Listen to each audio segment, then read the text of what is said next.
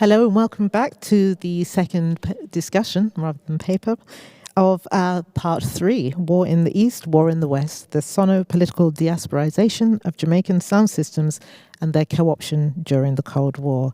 I'm incredibly honored to have Professor Louis Chude-Sokei here with us today from Boston.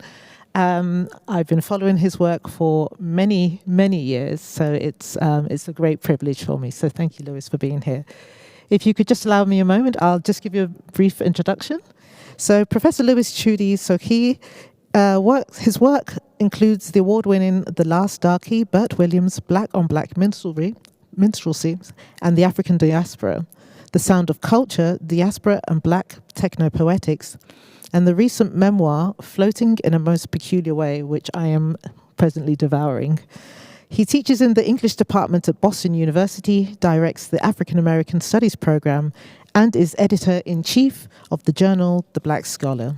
He recently collaborated with the noted electronic experimentalist Mouse on Mars on their new album, Anarchic Artificial Intelligence, AAI, and is currently curated a state-sponsored sound art project at the Nazi Party rally grounds in Nuremberg, entitled Sometimes You Just Have to Give It Your Attention. So I'm incredibly pleased to have you here, Louis. So we had tentatively agreed on the title for this discussion as the premonitory sounding of culture, or the soundings of a premonitory culture. So if we can maybe just jump right in. I wonder if I can just ask you, and for the purpose of the specific concerns of the symposium, I wonder if we can focus upon two of your earlier writings that revolve around your overarching interest with what you express as the potentialities inherent in the sounding of a culture. Firstly, your 1997 article, The Sound of Culture, Dread Discourse in Jamaican Sound Systems, and secondly, Chimurenga 13, Dr. Satan's Echo Chamber. Across these two articles, you point to the affective dimension of sound, of what sound can do on a bodily, pre-symbolic, pre-literate level, and the primacy of sound, the sonic and the processes of soundings in the enactment or propagation of new spatialities, new intensities, whether in the cultural imagination and or the collective unconscious, or for political propaganda. At the beginning of that critical juncture, the crucial turning point in Jamaican history, when the island was poised on the threshold between pre-independence and attaining independence, can I therefore ask you to look back on your contention now, years later, and proffer us a brief overview as to what motivated your attention to this context and these processes and their operation within the contextual, colonial, and political backdrop. Essentially, the racial ecology of Jamaica, its color caste hierarchy, and class divisions out of which emerged Jamaican sound system culture. So what factors constituted this sounding? Thank you for the question and for the invitation and the interest in what I did back then and its impact on what I'm doing now. The challenge for me then was to argue that, and this is something that Jacques Attali and others were arguing, but also was there in jazz music criticism, that the conditions of sound making and music making were premonitory. They told stories about new relationships that had yet to arrive or emerge. And in the context when I started writing this material, I mean, the focus was on how this music and sound represented anciency, Africa, Black identity, etc.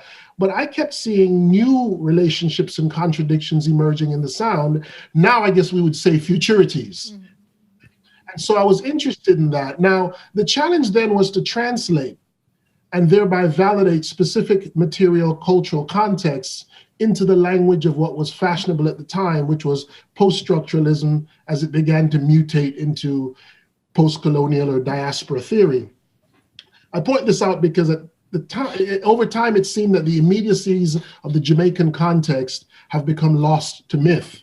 If you know anything about Jamaican culture and Caribbean culture, it does myth too well.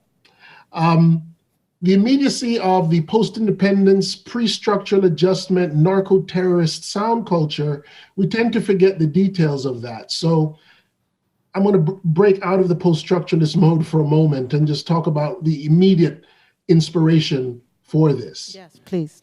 Yeah. Sound clearly has material effects and impacts, right? It's because of that materiality of sound that the highly ritualized and masculinized world of Jamaican sound system culture evolved as it did, particularly around bass, which is moving air, which is literally shaping space via force. Because you feel sound, sound can hurt. And so it enables a kind of discourse of symbolic violence, which is buttressed by actual violence in the community. Now, given pre-existing notions of Blacks as musical and an oral continuum that privileges sound, in Jamaica, it became very easy to racialize that use of sound as power, as force, right? Volume does represent and at times replicate violence and pushes against bodies and membranes and against different kinds of social spheres. We talk about the construction of space through sound. What I was paying attention to in dancehall and sound system culture was the obsession with the border, borders, borderlines. So to create space is also to limit your own borders. And I think that was just as important as making space. Now, state violence was, I think, secondary to the violence of a subculture that felt revolutionary desires without an actual formal revolution. And that's where I think sound systems became so crucial. It was the space of the informal revolution, the kind of revolutions you see in other Black environments during the 50s and the 60s, African, post-colonial, anti-colonial struggle, which is why reggae music at the time was awash in symbols of African revolution.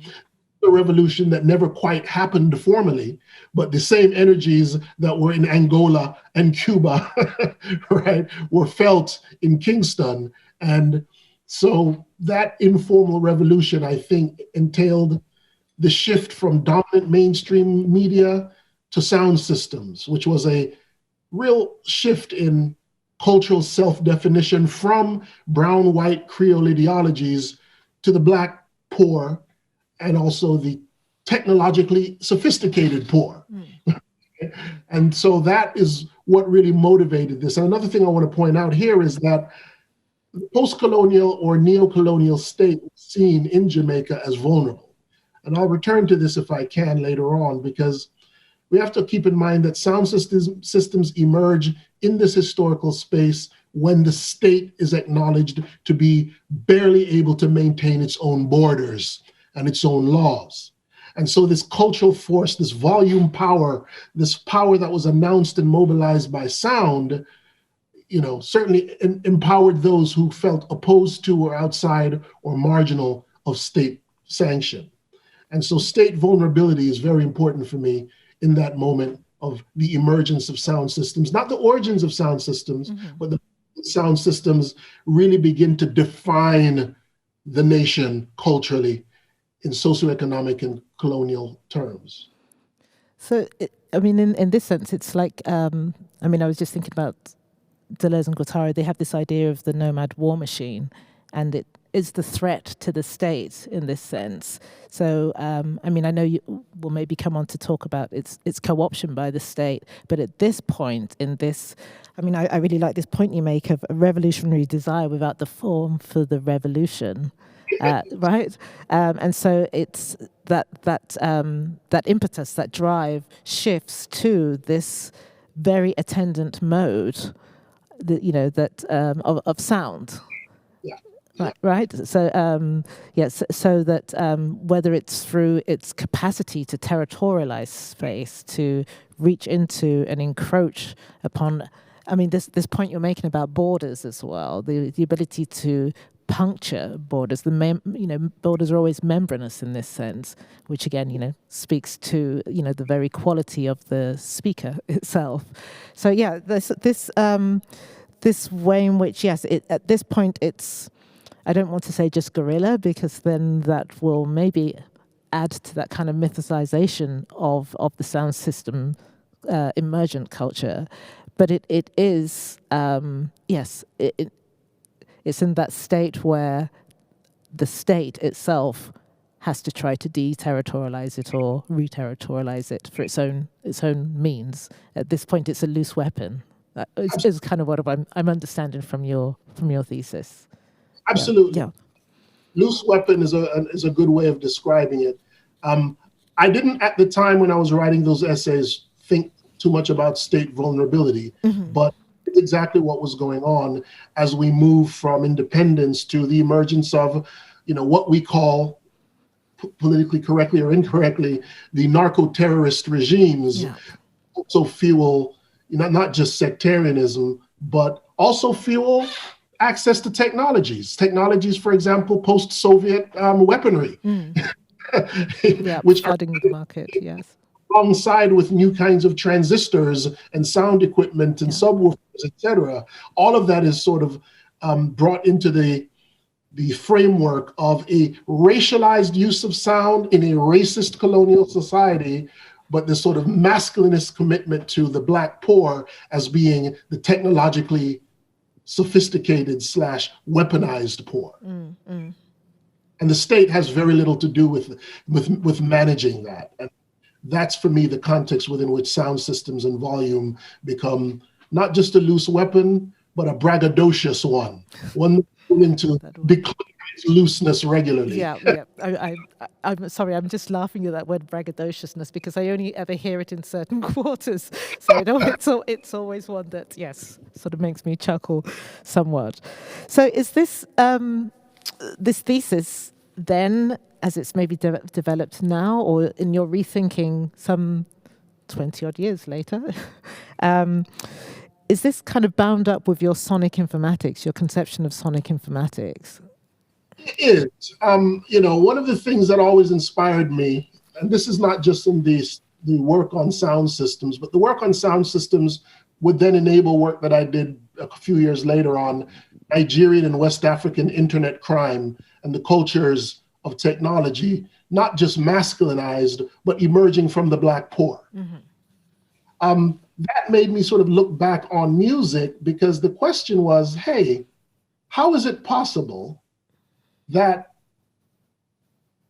a poor, quote unquote, third world community with very little access to the driving notions of technology can be so technologized and so obsessed with technology, right? One of the things we know about Jamaican sound men and sound culture is their obsession with machines and their obsessions with technology. So I was just fascinated by how it became the case that we associate Black poor people in Jamaica and West Africa with technology at all. Yeah, which is always highly antithetical to the conceptions of Blackness itself, right? Yes.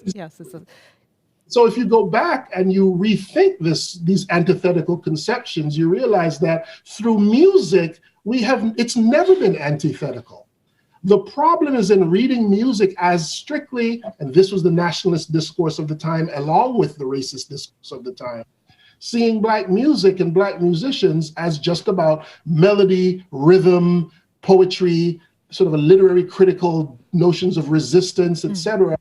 I said, well, what if we went back to the origins, not just sound systems, but if sound systems remind us that Blacks have been materially engaged with sound making as a primary engagement with informatics, technology, and technological representation, right? From all the way back to the birth of analog recording, field recordings, which is my interest now, right? You'll see that there's another history of race and technology. Yeah. What if we see race and technology what if we see music not as being about expression and lyrics and music and melody? What if we see it as being about a primary Black interaction with technological reproduction, programming, coding, informatics, from analog to digital? And so that for me was enabled by looking at sound systems and growing up in a context where it was never clear to me if the sound men and sound boys in my around me were into the music or the machines. It was never clear which was. Yeah.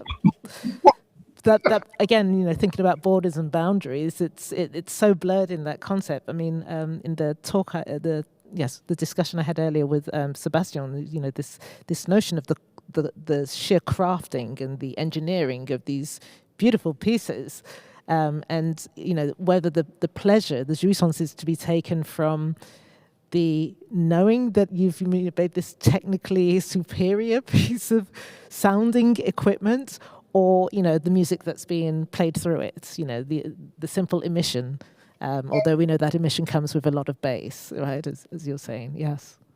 Another thing to keep in mind is the politics of masculinity and masculinism is so crucial here. Right? Mm-hmm. We're coming from a place where people who have very little formal education are ranking themselves above each other's in their social environment based on their ability to build their own speakers. Yep. Based on the ability to sort of manipulate technology. This becomes easier to see once we get to the 80s, and it's about samplers and programming and drum machines, etc. But they only lead us back to the longer history of sound as a space of technological engagement for Blacks. And maybe to just go off key, but do you think that's very specific to the island of Jamaica, or do we also see it in the States, for example, or in...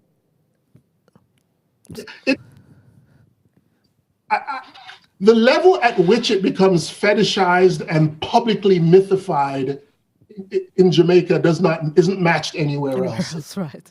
Yeah. It doesn't mean it's only in Jamaica. It's also in African American culture. It's there in the blues. I mean, if I'm spending more time looking at the recording of the blues, we don't realize how many of these Black blues musicians were in studios determining how they wanted their voices to sound. Yes, yeah. But back then, our notion of what a producer was is totally different, and our notion of what recording was. But we tend to think of the musicians as just sort of singing their souls. But in fact, they were manipulating how those sounds were being recorded and deployed. So it's there as well. It's definitely there in West Africa and South Africa, my God, it's definitely. But Jamaica gave us the most, and Trinidad too, but Jamaica gave us the most public, almost pornographic representation of machines as this objects of desire. Well, you can literally feel, they're very multisensory in that sense. Sound systems are very multisensory in that sense.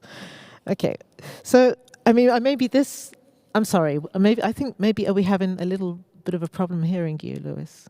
I was just getting excited. That's why, a lot of the young sound boys, and now, thank goodness, a lot of more young women are involved.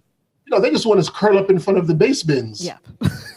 That's where the party is, right? Yes. I mean, maybe this ties to your point. We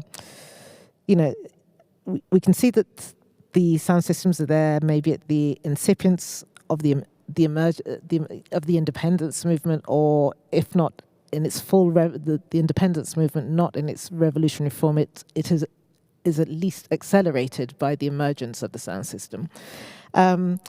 But I was just thinking about this notion, particularly when you're talking about this kind of masculinism and desire, that these are very fleshy in a way. I know they're fixed architectural pieces, but actually the way in which sound is moved through them, that they become these breathing, speakers breathe, right? They're membranous, they breathe. Just to think about this notion, and maybe to tie it to the diasporization, is of you writing that sound travels promiscuously. And an idea that permeates so much of your work, I mean, we could say sound and the technology, or your sonic informatics, that it permeates so much of your work, and which speaks to the later global diasporization of Jamaican sound system culture. And one of the things I've been struck, particularly in your later writings, is by how you argue for an almost cybernetic feedback, transmutation, feed-forward process inherent in the travels and exchanges of music and sound, significantly adding, I think, to Paul Gilroy's 1993 notion of the rhizomorphic Black Atlantic and its music and aesthetic expressions.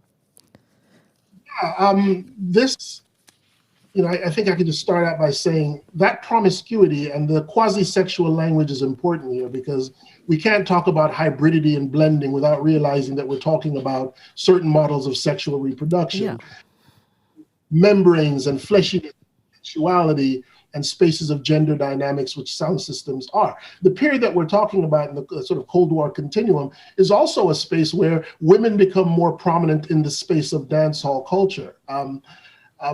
Not in ways that we sort of expected, but that's crucial to understanding the masculinism of that sort of neo-colonial moment, and then it would be something else. No, in terms of the premonitory notions of sound and sound culture rituals, I don't think anyone noticed that one generation, it's all these dreads and badman just in the middle of the place dancing. Little by little, it's more and more women with aggressive sexual dancing, that's actually a real important transformation culturally and politically. So that promiscuity that I talk about and have always talked about and get in trouble for, and I'll say a bit about why, it's also premonitory. It's the promise of new hybrid and bastardized communities. I'm religiously devoted to that notion, because even though those communities may be contrary to a nationalism or the racial specificity that still dominates lots of Black discourses, certainly in the United States, I'm still committed to it. So much of what I think happens in sound, in Jamaican sound, which is so, from the 70s, so richly, not just masculinized, but obsessed with a kind of Black nationalist authenticity and essentialist notions of manhood, identity, right? That's happening. Same thing with hip hop, while the music is promiscuous. The music is all over the place, right? So in order to really make sense of the diasporization of sound system culture, and is to go back to how sound works. It's hard to own sound, right? And so in order to talk about diaspora, you have to talk about critiquing nationalism and racial essentialism. That's why Gilroy was so important to the work that I do. Right? It critique nationalism, Afrocentrism, racial essentialism, but at the same time, you can affirm cross-cultural solidarity. It's one or the other. I'm like, no, it's not. So I've never been a fan of the cultural appropriation thing, even if it's tacky and offensive. I believe culture can, should, and will be ugly sometimes in order to establish possibility. We can deal with the dynamics of inequality and exploitation directly without attaching them to this sound or that sound. I'm not talking about copyright and stuff like that. That's a different kind of ownership. That's a different conversation. But are you talking about the mutation and possibilities of what a sound can be? I mean, again, to go back to your earlier moment of thinking about it in terms of futurity, this premonitory moment, which only emerges, I think, of maybe, as you say, this bastardizing, the coming up against two often antithetical things to make something, new and emergent and affective. Yeah. Why sound matters so much, because it is in sound where that is, happening all of the time, and it's harder and harder to police. I'm always critical of those who attempt to police it. Oh, brilliant, thank you. So, relatedly, your articulation of Jamaica's bass history. So, you map two seemingly distinct phases which form a continuum, and a phase shift between, in both the soundings and the wider racial geopolitical direction in which the island and its sound system owners and operators were facing in the creating of a new sonic aesthetic space, and in which to sound a new post-colonial or decolonized identity. So the first phase you've characterized as the birth of ska, and you've suggested it's mimetic. And the second phase, as you've just briefly touched upon, as inventing a kind of mythopoeic Africanicity, and a sounding and a dread ethos.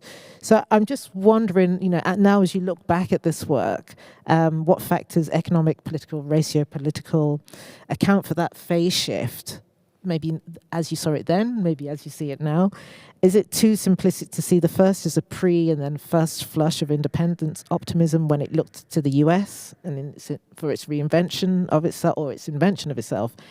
And is mimesis in this sense, if they are mimicking the US in this moment, is that mimicking with difference, or is it just slavish mimicry?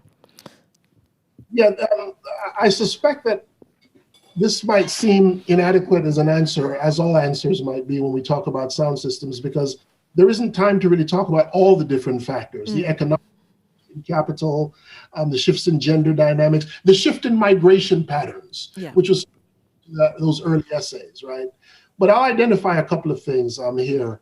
When we say the impact of the United States, we have to keep in mind that Jamaica was always, like most Black colonial spaces, very discrete and distinct about what aspects of the United States it was mimicking. For example, was it mimicking white colonial capital, or was it mimicking African Americans post-civil rights internationalism, right? Two very different things, yes, yeah. We know that the South were much more connected to the latter than the state was, right?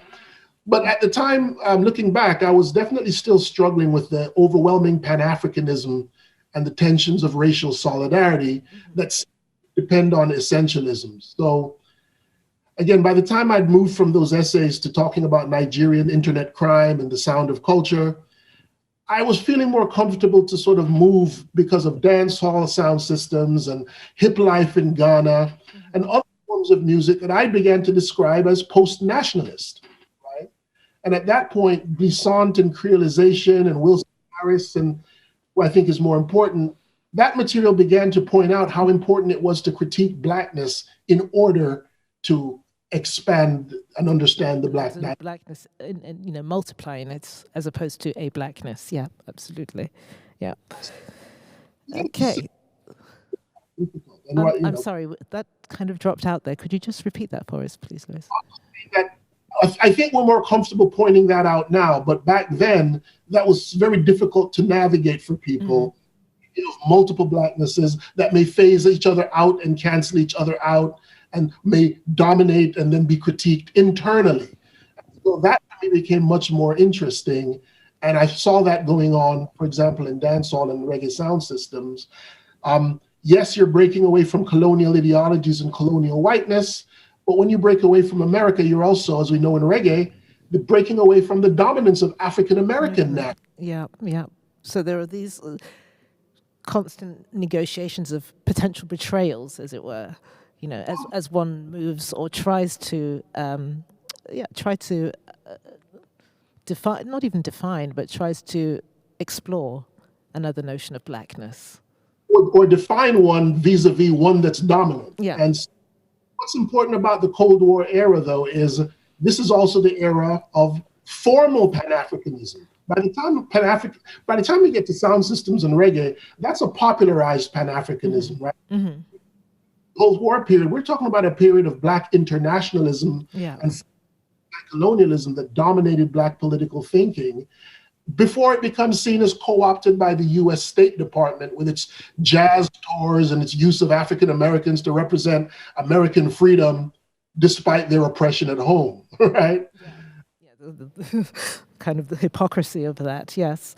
I mean, one of the things I was thinking about here is the institution of Radio Berlin International and its decision from the broadcasting from East Germany and its decision to, broadcast in Swahili because, with these newly emergent nations, you could court them. You could send tractors and send, guys to show the indigenous how to maintain them and, build houses and all the rest. So it was this whole, attempt, getting caught in this crosswind between the two systems. And particularly, that's maybe where I wanted to take it in a way in terms of a kind of technological arms race that we do get in sound system culture, but also this desire, in some ways, is to actively take part in, well, maybe not actively take part, but getting caught up in a way in this proxy war.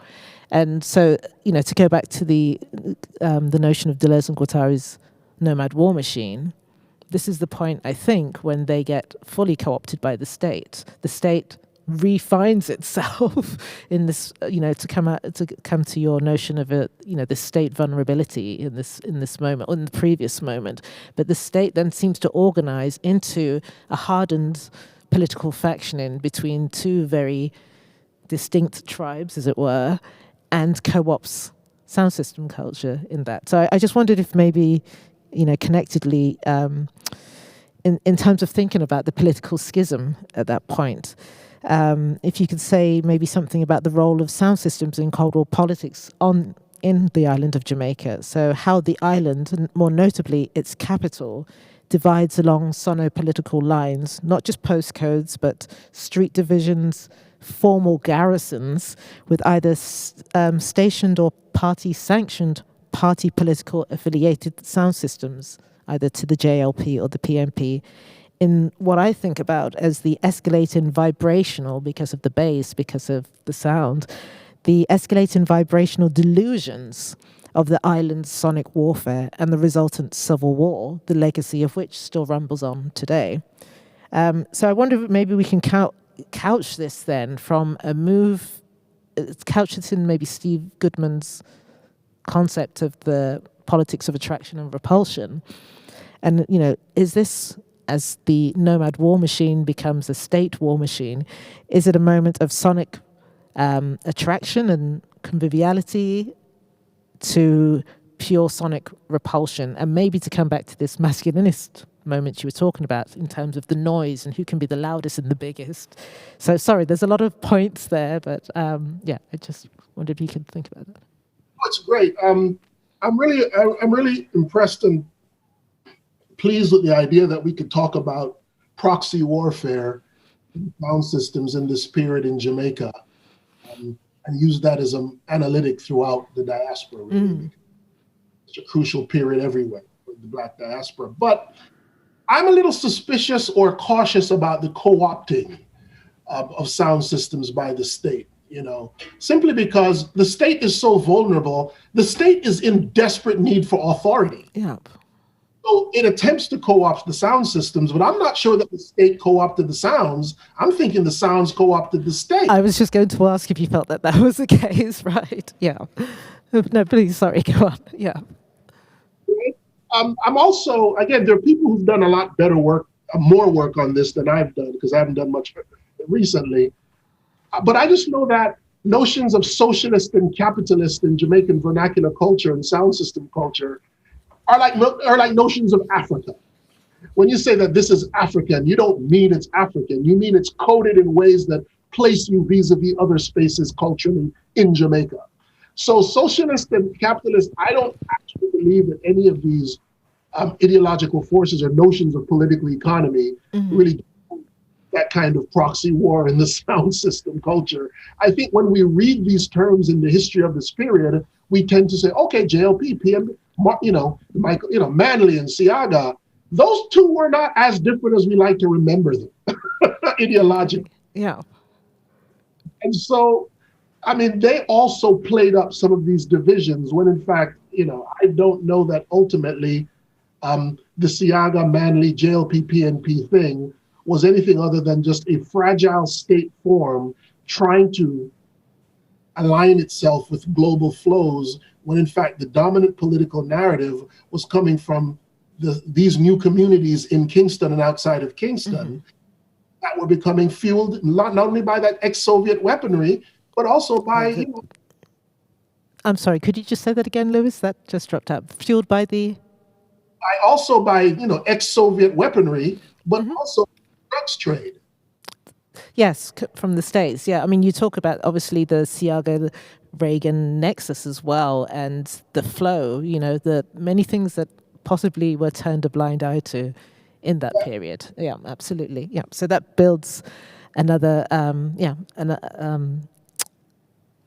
Actually, yeah, for me, another way of conceiving that, because I hadn't thought that actually it was more. So the other, the other way around. That maybe it was the war machine, the nomad war machine, that had actually captured the state war machine. Yeah. So yeah, that's given me a lot of food for thought there.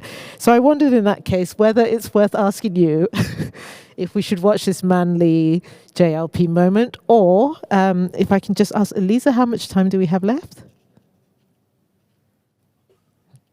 25. I mean, do you want to maybe look at this moment of the romanticism I was trying to think of in terms of this clip at the One Love Peace concert with Manly? Yeah? Okay. Okay, Elisa, could you play that for us, please? Yes. Yep, that's right. Thank you. We top people can make it work. Come together and make it work. I'm thinking that we can make it work. Bob started doing that song, which is Ouija people shall come together and make it work. Then they decided, have a concert. Let us have a peace concert. Last month, a truce was arranged between the rival political factions in Kingston, Jamaica. A peace conference was arranged to be preceded by a peace concert for the people in a very large park. They expect over 100,000 people there. Bob Marley was invited to headline this peace concert. Marley has accepted and will return to Kingston, Jamaica. Bob, why are you returning to Jamaica? Well, my life not important to me. Other people's life important. My life is only important if me can help plenty people. If my life is just for me, my own security, then me don't want it. My life is for people. That's where me is.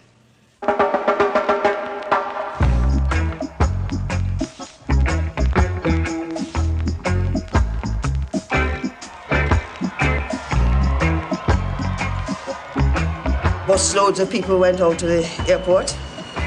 They stormed the runway. When the plane landed, they jumped over the barriers and ran towards the plane, which is similar to what happened when Haile Selassie came to Jamaica.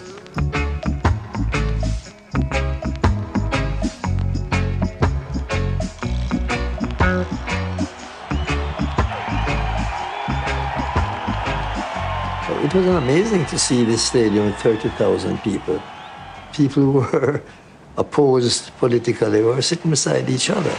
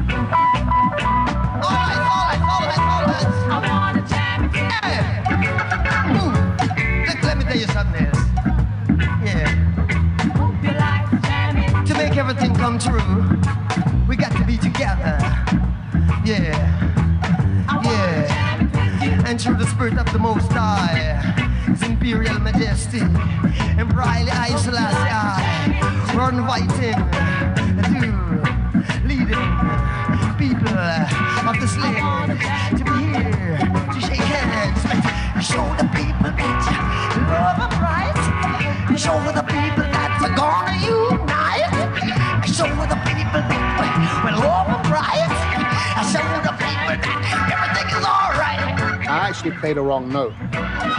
He started singing, whoa, watch what you're doing. And everybody thought he was trying to tell the people out there, you know, you got to watch what you're doing, but he was really talking to me. It was very spiritual. This is like, hey.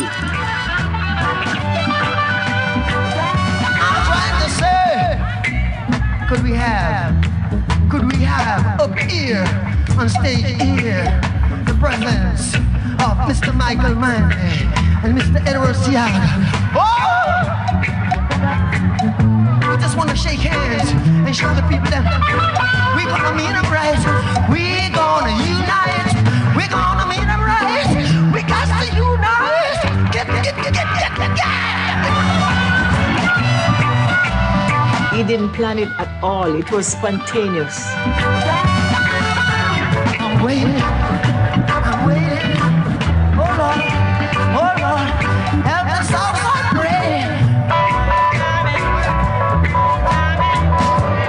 anything could have happened at that point. I was just praying that the people didn't get foolish and start shooting again. There was no preachment or anything like that. He just took our hands and said a few words, held it up above his head, and at that moment everybody was one. Love, prosperity, be with us all. Jah, Rastafari,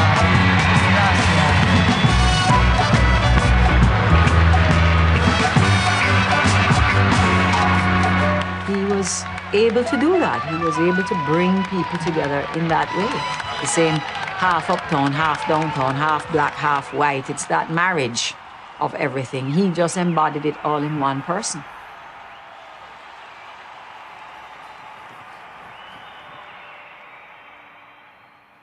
Thank you, Elisa. Okay, so I'm maybe reluctantly going to ask you to, what are your thoughts on seeing this? I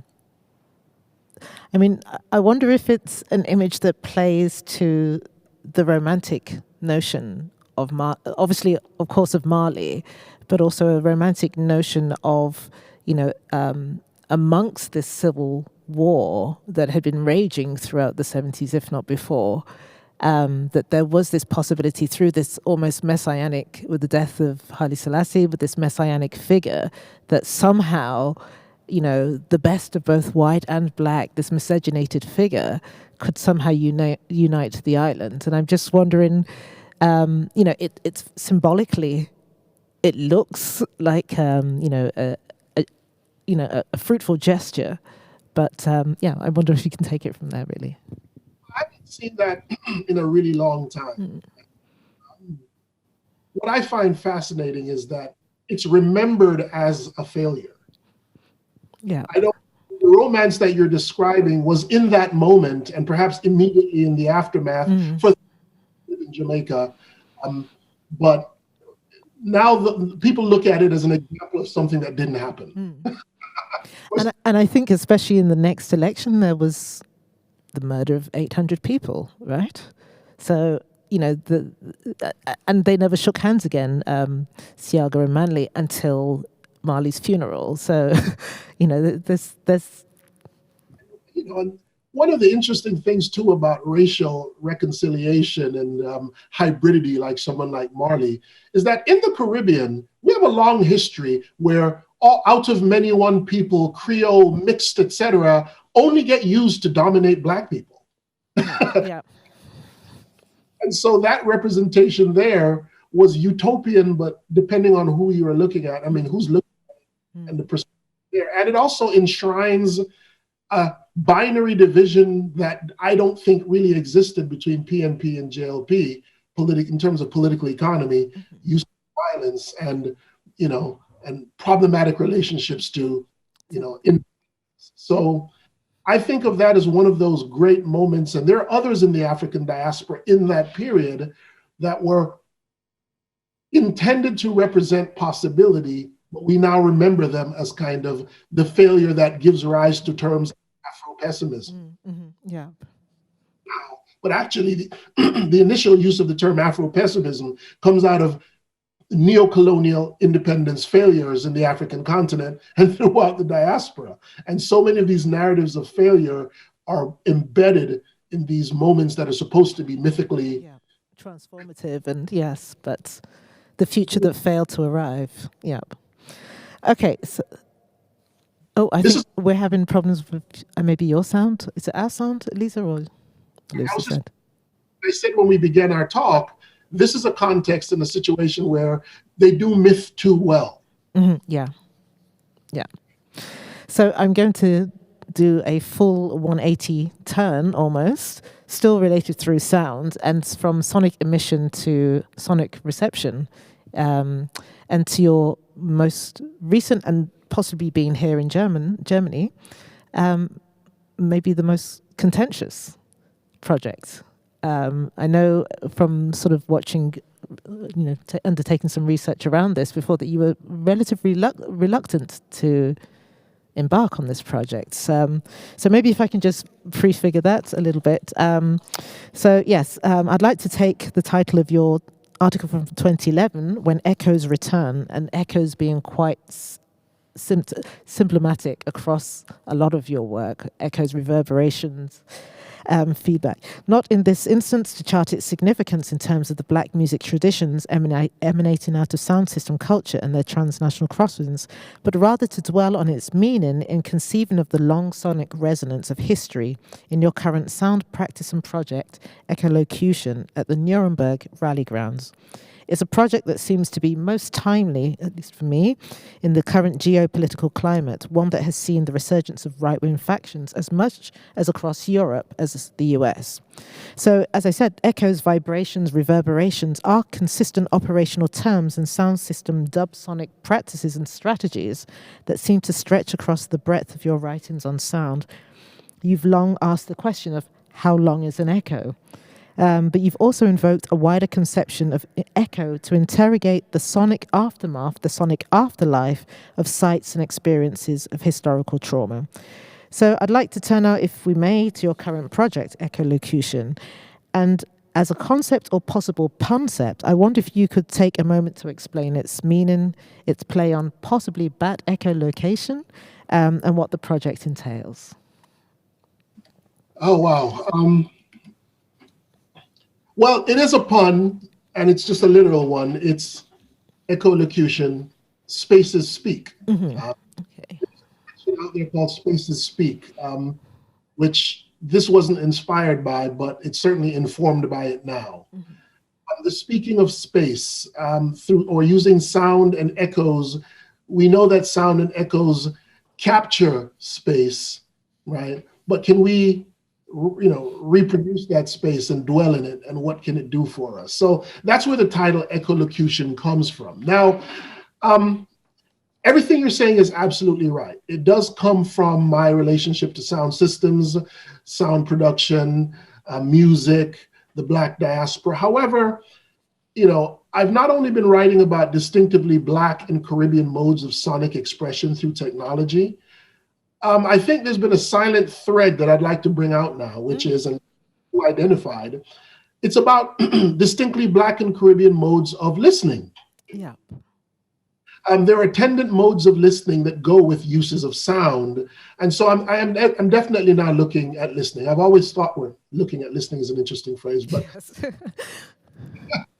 I've always thought that dub and Black electronic music or Black music teaches us how to listen differently. For example, dub gives rise to echoes. And with dub, you pay a lot more attention to echo, afterlife, and reverberation and space. That's just explicitly what happens. So Echolocution is based on that. Now, as far as Germany is concerned, I am doing more work on the history of ethnographic field recording and its construction of race through listening. And we know that Germany is very important in that history, right? From the Berlin Phonograph Archive.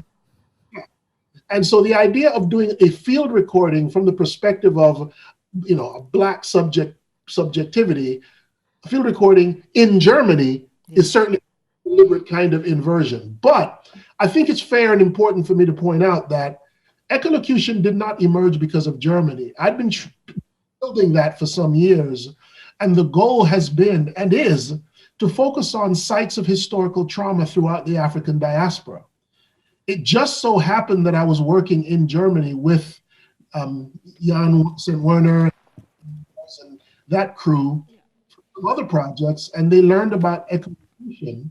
I talked about it in Nuremberg at the Art Institute there, and next thing you know, it was proposed, if you're interested in spaces redolent of past trauma, violence, and racism, we at Nuremberg have such things for you to look at. Sharp intake of breath, yes. Well, I had no interest because, I'm very protective of my relationship to the diaspora.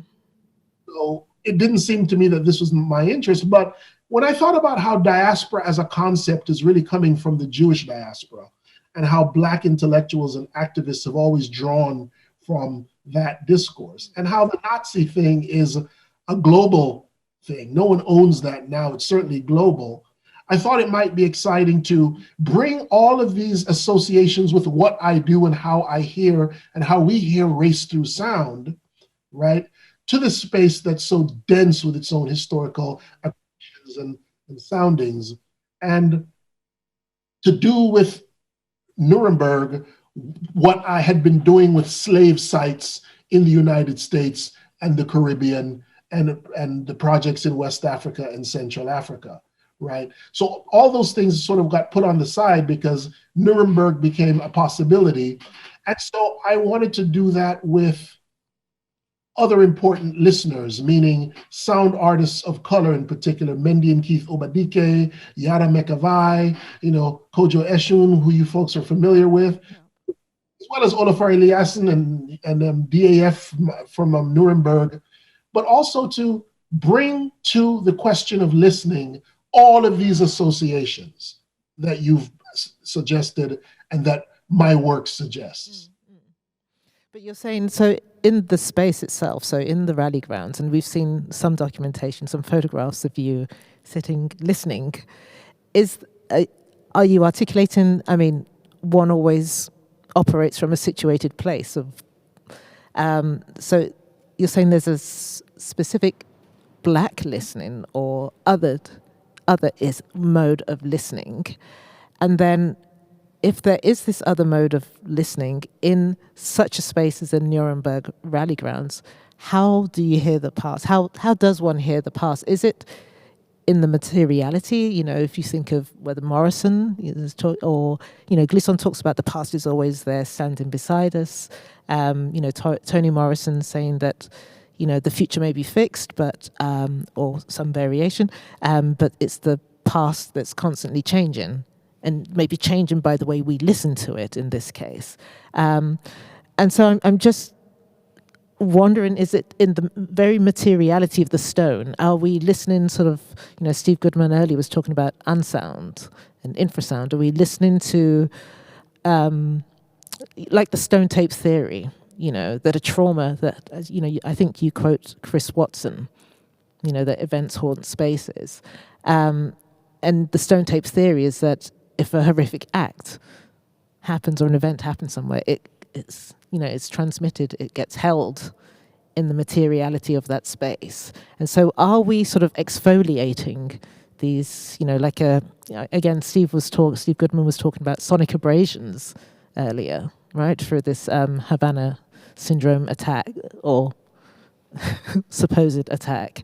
But the ability that sound has to epidermalize and to, exfoliate rather, layers. So are we trying to uncover those layers of history in that site? And if so, how does one hear that history from your situated position or positionality? Sorry, that was very long again. That's fantastic. Well, let me clarify though. I wouldn't say black listening because there's multiply black listenings, and of course, black individual subject listening through multiple black frames of reference. Yeah. What's more important to echolocution, at least in Nuremberg, it's the migrant listening and it's the strangers listening. Right. Okay. The people I work with be total strangers not to sound or sound making, but to Nuremberg and its context, right? There's migrants, displaced people, because all of the people involved in this, at least my particular team, are people whose sound work is about displacement and race and history, right? So that's important. You will be disappointed though at this point, because I'm hesitant to say too much simply because all of the people involved in this are doing different things. Many people, the DK, they've set their sights on the rally grounds per se with large scale sonic engagement. Yeah. And I've decided I'm working more on this little area called the Golden Chamber, which is an area where Hitler and the Nazi high-ups had their private meetings. And it's an incredibly resonant space with echo. Every step you take in this place echoes madly. Nik Nowak supposedly did a show there some years ago, trying to, what's the word? Trying to exercise the. Yes. I'm actually more interested in the actual echoic nature of the space and using it as a resonance chamber for certain things that I'm not going to say yet because I'm way too much. So, and Yara Mekavai, she's more interested in the immigrants and the folks in Nuremberg, right? So I don't want to say what we're all doing simply because we're all doing very, very different things. Yeah. I will say this. A big part of this project, Jessica, is the very fact of its articulation asks all of these questions simultaneously. And that's what echolocution was. For example, you know, when I recorded the last extant slave house in the northern United States, right? The question was, what did you hear? Did you hear this? What's going on? What's the context, etc.? I find myself not wanting to say too much there because the project is about what we bring to listening. What we bring to listening. For example, one of the things that fascinated me when I listened to when I first started listening to the Nuremberg rally site, I understood Hannah Arendt in a different way. And I know it's the banality of evil. I found it fascinating to be recording a site so dense with violence, and right? You know, a palpable. But at the same time, that's become just so banal now. And how do you hear the banal when you know you're listening to the epitome of racial and cultural? That right there with listening for me was just why I thought when they brought the notion to me of listening, I'm like, yes, I'm interested in how we dare transcend this. Do you mean transcend with a covering, or that these sites need to be remembered for what they are, rather than, yes, some level of not healing, but I suppose, yes, a covering, you know. I found, and this echolocution project I find so useful in a place like Nuremberg, if you, knowing that history, give people, force people perhaps, but give people a position where they must listen again to the reality that they now live with, exactly comes through. Okay. I think I'm being given the time. Lisa, did you say that was time? And did we have any questions? I'm sorry, I think I got... Oh, we have 30 seconds, Lewis. I'm wondering if you'll be joining us for the roundtable. I know you obviously have other commitments with your book tour, but we would love to have you there. Is it exactly? The time of that is at 2:10 your time. 2:10. I mean, I think if you had your AI running, there's maybe an interesting conversation to be had between you and the last panel, which was headed up by Martin Kowalski and with Professor Helmut Müller-Embergs and Dr. Bodo Mrożek, talking about eavesdropping. You know, and I think this idea of eavesdropping on history, and particularly things that we're not supposed to hear, maybe spaces we're not supposed to be in, might be a kind of fruitful place to take this. But yeah, I can't thank you enough again for agreeing to be here. It's been a really wonderful exchange, fascinating. I mean, I'm already thinking of things in very different ways already. So yes, thank you for that, idea generation. I'm going to follow the Echolocution project, and I would invite our audience to do that too. It's a really, really fascinating project across the States and as it's come to Europe too. So once again, Professor Lewis Chude-Sokei, thank you so much for your time.